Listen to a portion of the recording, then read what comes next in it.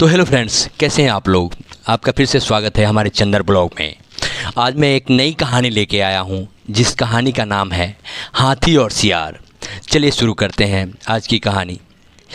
चंदनवन एक विशालकाय जंगल था। जंगल में सभी प्रकार के जानवर रहते थे। जंगल में मोती नाम का एक हाथी भी रहता था। मोती हाथी का शरीर काफ़ी बड़ा था। एक बार चंदनवन में दूसरे वन से घूमते घूमते एक सियार आया। सियार ने जब मोती हाथी को देखा तब उसे देखकर सियार के मुंह में पानी आने लगा। सियार हाथी को खाने के बारे में सोचने लगा और मन ही मन सियार का शिकार करने की योजना बनाने लगा। सियार सोचने लगा कि यह हाथी बहुत बड़ा है, अगर मैं इसका शिकार कर लूं तब मुझे कई दिनों तक भोजन की तलाश में भटकना नहीं पड़ेगा। ऐसा सोचकर सियार हाथी के पास गया और उससे बोला, हाथी दादा, हमारे जंगल में कोई राजा नहीं है। हमारे जंगल के सभी जानवर चाहते हैं कि कोई बड़ा और समझदार जानवर हमारे जंगल का राजा बने।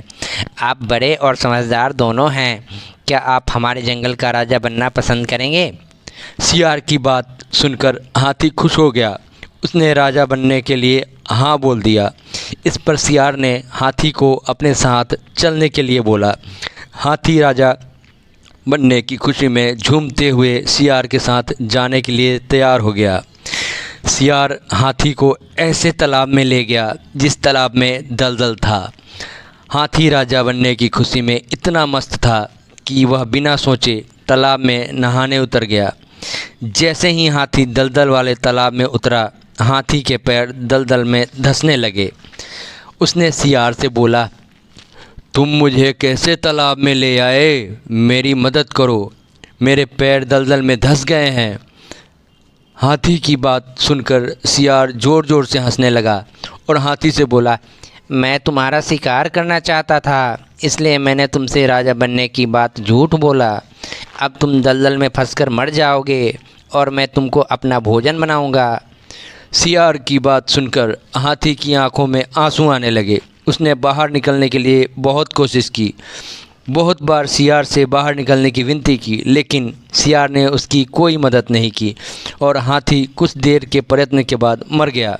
हाथी के मरने के बाद सियार हाथी को खाने के लालच में उसकी पीठ पर चढ़ गया।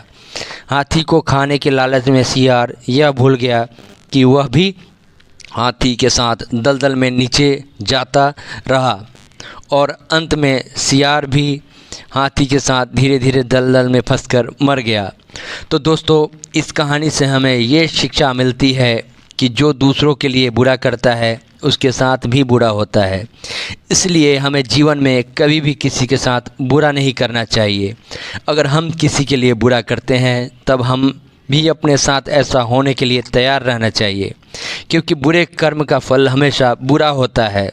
इसलिए किसी के साथ कभी बुरा ना करें।